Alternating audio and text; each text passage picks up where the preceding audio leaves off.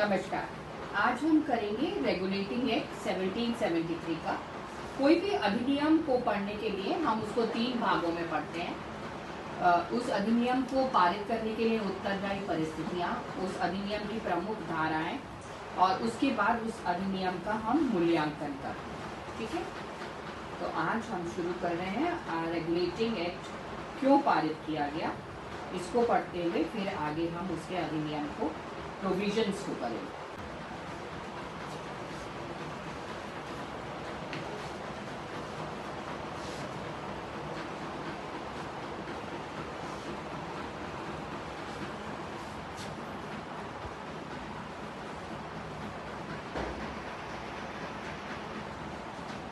हम कर रहे हैं रेगुलेटिंग एक्ट 1773 का। ये क्यों पारित किया गया, इसके पारित करने के लिए क्या स्थितियां उत्तरदायी थी। इसको करते समय आपको ये ध्यान में रखना है कि यदि हम आधुनिक भारत का इतिहास अध्ययन करते हैं तो आधुनिक भारत के इतिहास को कालखंड में अगर डिवाइड करेंगे तो 2 कालखंड बनेंगे, एक 1600 से लेकर 1857 तक और एक 1858 के बाद से लेकर 1947 तक। तो जो 1858 तक का समय है वो कंपनी सरकार का समय है और जो 1858 से 1947 का समय है वो ब्रिटिश सरकार का सीधा नियंत्रण था भारत में और 1947 में भारत स्वतंत्र हो जाएगा। तो आते हैं वापस कि ये रेगुलेटिंग एक्ट क्यों पारित किया गया, इसके मैं पॉइंट्स पढ़ रही हूँ, इसको मैं आपको समझा सकूँ लेकिन संक्षेप में दोहरा रही हूँ। रेगुलेटिंग एक्ट जैसे पंखे का रेगुलेटर होता है वैसे ही रेगुलेटिंग एक्ट को रेगुलेटिंग इसलिए कहा गया कि इसके द्वारा कंपनी के कार्रवाइयों पे नियंत्रण रखा जाएगा। कौन नियंत्रण रखेगा? ब्रिटिश सरकार। ब्रिटिश सरकार कहाँ है? ब्रिटेन में। ब्रिटिश सरकार ब्रिटेन में स्थित है और कंपनी एक व्यापारिक कंपनी है जो 100 व्यापारियों का गुट है जिसने ब्रिटिश सरकार से परमिशन लेके भारत में ट्रेड के लिए आई। तो ये कंपनी जब भारत में आती है तो इस कंपनी के अधिकारी भ्रष्ट होते हैं, वो जो भी मुनाफा कमाते हैं उसमें से लगभग 75% मतलब अधिकांश या 3/4 भाग अपना जेब में रख लेते हैं और वो पैसा ब्रिटिश सरकार तक नहीं पहुंचता। लेकिन इन अधिकारियों की, चाहे वो क्लाइव हो चाहे हेस्टिंग्स हो, जो भी इनका गवर्नर जनरल या अधिकारी रहा, उसका लिविंग स्टैंडर्ड या रहने का स्तर ऊंचा होता जा रहा है, उसकी संपत्ति बढ़ती जा रही है, उसकी परिवार के आराम की सुविधाओं की चीजें बढ़ती चली जा रही है। तो जब ये सरकार देखती है कि इन लोगों के पास धन बढ़ता जा रहा है लेकिन कंपनी 1773 में ब्रिटिश सरकार से 1 लाख रुपए का लोन मांगती है, तो एक अमीर या संभ्रांत आदमी अगर लोन मांगेगा तो शंका होगी कि नहीं होगी। जैसे अंबानी जो है रिलायंस के ओनर्स हैं और सब जानते हैं उनके पास अथाह संपत्ति है, यदि वो कहें बैंक से कि मुझे लोन दे दो, मेरे पास पैसा नहीं है, तो ये तो शंका का कारण बन ही जाएगा। जब कंपनी इतना मुनाफा कमा रही है और कह रही है कि मुझे लोन दे दो ब्रिटिश सरकार से, तो ब्रिटिश सरकार को शंका हुई कि जरूर ये पैसा जो इन्होंने कमाया है ये कहीं और जा रहा है, इसलिए ये हमसे लोन मांग रहे हैं। तो हमें चेक करना है कि ये पैसा कहाँ जा रहा है, भ्रष्टाचार कहाँ पे है। तो कंपनी को नियंत्रित करने के लिए, कंपनी के भ्रष्टाचार को चेक करने के लिए जो अधिनियम या एक्ट पारित किया गया उसे रेगुलेटिंग एक्ट कहते हैं। इतना आपको समझ में आ रहा है? रेगुलेट करना है कंपनी के अफेयर्स को, उसके करप्शन को चेक करना है। अब हम इसको किताबी भाषा में इसके पॉइंट पढ़कर इसके प्रोविजंस पे आ जाएंगे। ठीक है, तो हम आगे बढ़ रहे हैं, स्टॉप करके। ठीक है, अब हम कर रहे हैं condition responsible for enactment of regulating act. आपको मैंने कल समझाया था कोई भी सरकार चलाने के लिए जैसे राज्यसभा होती है, विधानसभा होती है, पार्लियामेंट होती है, सरकार के नुमाइंदे सरकार में जाते हैं और कोई भी जब कानून बनना है, कानून बिल के रूप में आता है, उस पर डिस्कशन होता है, उस पर वोटिंग होती है। जब मैक्सिमम लोग किसी बात के समर्थन में आएंगे तभी वह कानून या अधिनियम बन सकता है, हाँ या ना? यस ना? तो कोई भी मुद्दा हो, चाहे आप देखिए महिलाओं से संबंधित कानून हो या कोई भी सोशल इवल हो, कोई भी मुद्दा हो जीवन का, political, economic, social, religious, culture, जीवन का कोई भी 5 पहलू हम पढ़ते हैं इतिहास में, 5 पहलू से संबंधित कोई भी मुद्दा हो उस पर अगर फैसला लेना है, नियम कानून बनने हैं, पूरे देश में अगर एक से बनने हैं तो जो सरकारी संस्थाएं हैं, जो सरकार के नुमाइंदे हैं, वो डिसाइड करें। वापस आते हैं रेगुलेटिंग एक्ट पे। रेगुलेटिंग एक्ट को पारित करने के लिए क्या स्थितियां उत्तरदायी थी? फर्स्ट पॉइंट पुस्तक के अनुसार कंपनी का परिवर्तित स्वरूप, ये मैंने आपको बता दिया। कंपनी के स्वरूप में क्या परिवर्तन आया है? कंपनी जो थी ब्रिटिश सरकार उसको अपने अधीनस्थ रखना चाहती है, क्योंकि कंपनी में करप्शन का अब संकेत ब्रिटिश सरकार को मिल गया। दूसरा पॉइंट है कि बंगाल की द्वैध शासन प्रणाली, आपको मैं याद दिला दूं, 1600 में, मैं अपने शब्दों में बोल रही हूँ क्योंकि अपने शब्दों से आपको आसानी से समझ में आए। 1600 में ये व्यापारिक कंपनी के रूप में आए थे। 3 एंग्लो फ्रेंच युद्ध हुए थे साउथ इंडिया में अंग्रेजों और फ्रांसीसियों के बीच, जिसके इन युद्धों में वर्चस्व स्थापित किया अंग्रेजों ने। अंग्रेज जीत जाते हैं तो साउथ इंडिया के बाद उनकी नजर जाती है बंगाल पे। क्यों? आपको ध्यान रहे, आप जो लोग देख नहीं सकते हैं मेरी बात को विजुअलाइज करिए। भारत का जो नीचे का इलाका है वो ट्रायंगुलर, ये इस तरह के शेप में, वी शेप में है भारत का मानचित्र। भारत की तटीय रेखा बहुत लंबी है, समुद्र के किनारे किनारे ये अगर आप मानचित्र, अगर आप जहां भी बैठे, अगर आपके सामने भारत का मानचित्र होगा तो लेफ्ट से लेके राइट तट तक, लेफ्ट से शुरू होंगे आप मद्रास के इलाके से और बंगाल की खाड़ी तक आप तट के सहारे जा सकते हैं। अंग्रेजों ने ये नोट किया कि भारत में बंगाल का इलाका जो है बहुत प्रॉस्पेरस है। एक तो वो समुद्र के किनारे और नदी के किनारे भी है, दूसरे वहाँ का नवाब जो है छोटी आयु का है और कमजोर है, वहाँ पे आंतरिक कला है। तो अंग्रेज क्या चाहते थे? उंगली पकड़ के पहुंचा पकड़ना। वे आए तो व्यापारी के रूप में थे, लेकिन उन्होंने सोचा क्यों ना हम जमीन पर कब्जा कर लें। अगर हम जमीन पे कब्जा कर लेंगे तो हमारे लिए आर्थिक लाभ कमाना आसान हो जाएगा। और अंग्रेजों ने पुर्तगालियों को हरा दिया और फ्रांसीसियों को हरा दिया, तो उनकी मोनोपोली हो गई। मोनोपोली को क्या बोलते हैं? एकाधिकार। एकाधिकार। वीआई बच्चे समझ रहे हैं? मोनोपोली, मोनोपोली, मोनो मतलब एक, प्ली मतलब डोमिनेंस, डोमिनेंस मतलब कंट्रोल। ठीक है? इंग्लैंड, फ्रांस और पुर्तगाल, 3 लोग आए भारत में, पुर्तगालियों को हरा देते हैं। लेकिन पुर्तगाल के लोग गोवा और आसपास के इलाके में लंबे समय तक रहते हैं, आखिर में बाद में गोवा से बहुत देर में जाते हैं।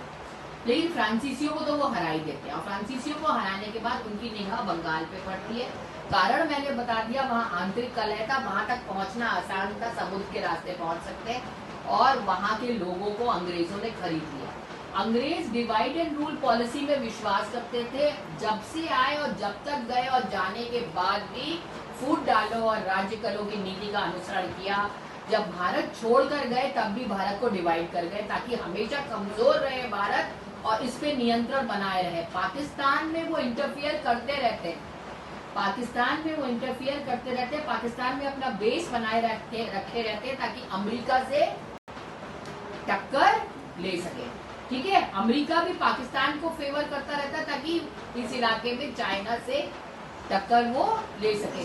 तो ये जो बाह्य शक्तियां हैं या ये बड़े देश हैं, छोटे देशों को इस प्रकार से इस्तेमाल कर रहे हैं। ये बड़े देश कहलाते हैं साम्राज्यवादी देश, और हम जिन पर ये कब्जा करते हैं उनकी कॉलोनी कहलाते हैं या उपनिवेश। क्लियर हो रही है बातें? हमको अधिनियम लिखते समय अपनी भाषा में समझाना है, क्योंकि अगर हम किताबी भाषा में लिखेंगे बेटा हम याद नहीं कर पाए। ये बात क्लियर हो गई? रेगुलेटिंग एक्ट क्यों पारित किया गया? क्योंकि कंपनी सरकार ने ब्रिटिश सरकार से 1 लाख का लोन मांगा। तो पहली बात बताई कि कंपनी का स्वरूप परिवर्तित हो गया। कंपनी क्या है? व्यापारिक कंपनी के रूप में आई, लेकिन अब इलाकों पर कब्जा करने लगी, और सबसे पहला कब्जा बंगाल पे किया। बंगाल में द्वैध शासन प्रणाली थी, यानी बंगाल का नवाब भी प्रशासन चलाता था और कंपनी सरकार भी। कंपनी कोई जिम्मेदारी नहीं लेती थी प्रशासन की, सारा काम करवाती थी बंगाल के नवाब से और लाभ लेती थी खुद। प्लासी के युद्ध में बंगाल में विजय प्राप्त करने के पश्चात उन्होंने 1965 में बक्सर का युद्ध करा, और बक्सर के युद्ध के बाद इस इलाके से उन्होंने रेवेन्यू वसूलना शुरू कर दिया। तो प्लासी के युद्ध से अंग्रेज जो है राजनीतिक कब्जा करते हैं, जमीन पे कब्जा करते हैं, और बक्सर के युद्ध के बाद आर्थिक लाभ, मतलब सीधे जो है टैक्स सिस्टम पर कंट्रोल शुरू कर देते। तो कंपनी का स्वरूप कैसे परिवर्तित हुआ? कंपनी पहले आई व्यापारी, रिकॉर्डिंग हो रही है तो आपको कोई चिंता नहीं है, आप इसको वॉइस टू टेक्स्ट भी कर सकते हो, उसको सुन के आप पॉइंट्स भी लिख सकते हो। सबसे बड़ी बात है कि हमें समझ में आना चाहिए, हमें समझ में आ जाएगा तो हम अपना आंसर बना ले जाएंगे। फिर दोहरा रही हूँ, हर अधिनियम में पहले लिखेंगे पारित करने के लिए उत्तरदायी स्थितियां, फिर प्रोविजन और फिर मूल्यांकन। तो पारित करने के लिए उत्तरदायी बातों में बताया कि कंपनी का परिवर्तित स्वरूप, कंपनी आई व्यापारी के रूप में, फिर इलाके पे कब्जा करती है, फिर राजस्व वसूल। ठीक है। द्वैत शासन प्रणाली दूसरा पॉइंट है, द्वैत शासन प्रणाली लागू करती है बंगाल में। बेटा इसका पीडीएफ साक्षी ने बना के आपको दे दिया है, तो ये सारे पॉइंट्स आपको पढ़ने को भी मिल जाएंगे और मेरी भाषा में आपको मिल रहा है, तो आप अपने मन से समझ के अपनी भाषा में आपको लिखना है, रटना बिल्कुल भी नहीं। ठीक है। द्वैत शासन प्रणाली हम क्यों पढ़ रहे हैं? द्वैत, द्वै का मतलब है दो, दो लोग जब शासन को चलाए, द्वैत शासन प्रणाली। दो लोग कौन है? एक है ब्रिटिश सरकार और एक कौन है? भारतीय।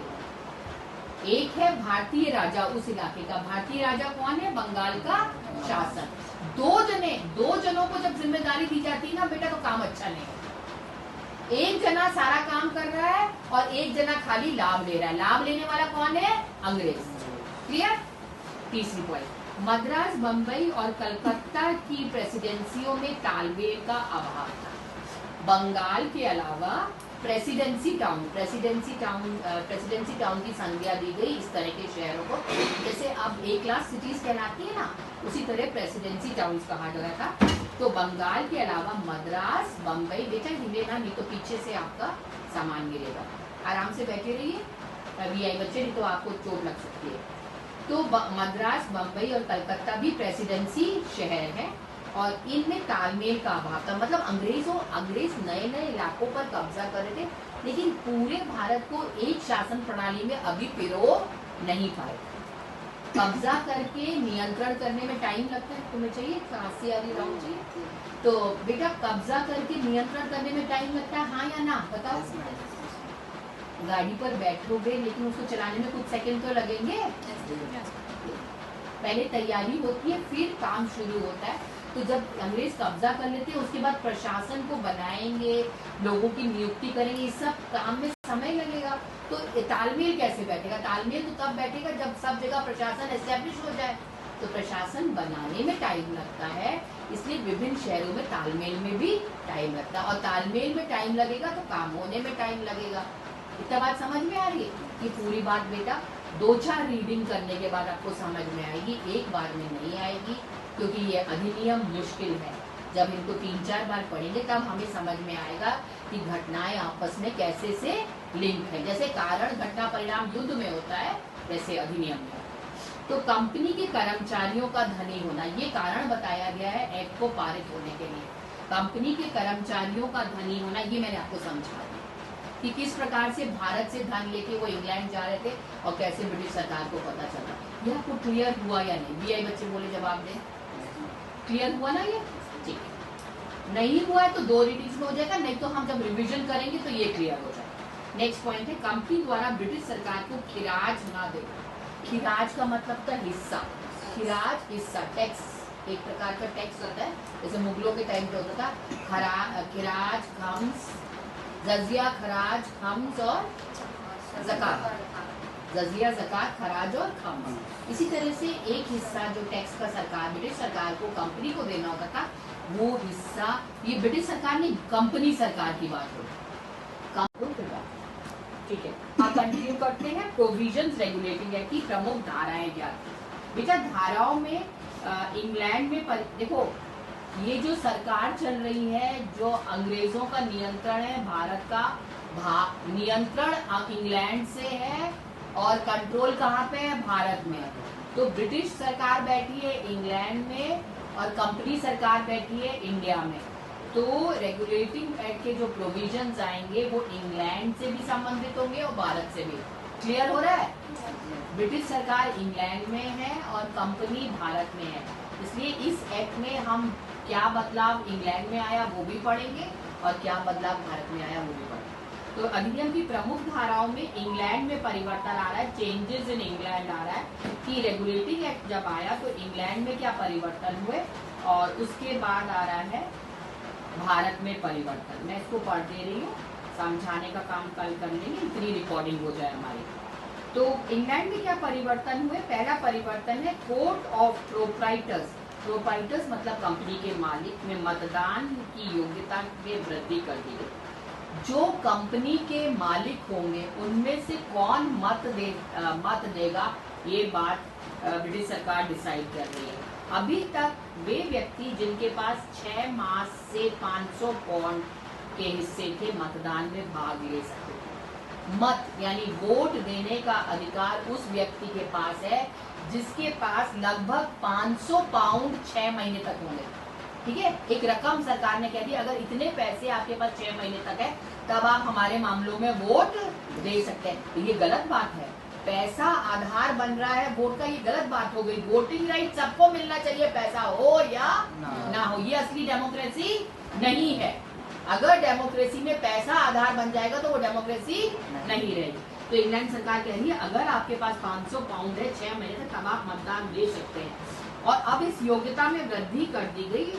अब वो कहते हैं कि 1000 पाउंड अगर आपके पास रहेंगे तब आप वोट सरकारी मामलों में दे सकते हैं। और जिनके पास कम से कम 1000 पाउंड के शेयर्स थे, आपके पास शेयर मतलब समझते हो, शेयर कंपनी के शेयर अगर आपके पास 1000 पाउंड के हैं तब आप वोट दे सकते हैं। डायरेक्टरों की योग्यताएं 1000 पाउंड से बढ़ाकर 2000 पाउंड कर दी गई। अगर आप कंपनी का डायरेक्टर बनना चाहते हैं तो 2000 पाउंड होने चाहिए। तो पैसा सब चीज का आधार बनाया जाना, ये इंग्लैंड में परिवर्तन हुआ। पैसे के आधार पर आप कंपनी के डायरेक्टर बन रहे हैं।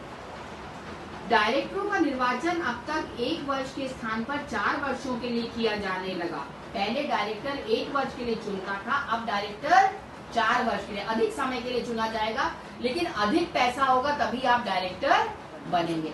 सरकार पैसे वालों को ये बड़ा पद दे रही है और पैसे वालों को अपने समर्थन में भी रख रही है। ठीक है, पैसे वालों को बड़ा पद देने का मतलब है पैसे वालों का समर्थन पाना। पैसे वाले ही कंपनियां बना सकते हैं। तो सरकार एक तरह से गलत काम कर रही है। ये कौन सी सरकार है? ये ब्रिटिश सरकार है। हम यहीं पे रोकते हैं इसको, फिर कंटिन्यू करेंगे। इसको ऑफ करें।